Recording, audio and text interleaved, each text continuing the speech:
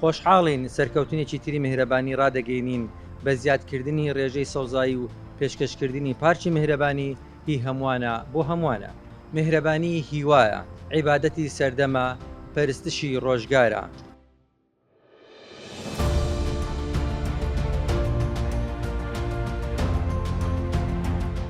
زۆر دڵخۆشین لێرە لە سەرشەقامی 120 مەتری لە بەردەم نەخۆشخانەی میهرەبانی بەشدارین لە کردنەوەی پارکی میهرەبانی کە لەوڕەوە دەکەوێتە خزمەتی هەم ئەو نەخۆشانەی لەو نەخۆشخانەیە دەبن و هەمیش ئەو کەسوکارەی کە لە چاوەڕوانی شیفا وەرگرتنی نەخۆشەکانیان لێرە لەگەڵ ئازیزانیاندا دەبن.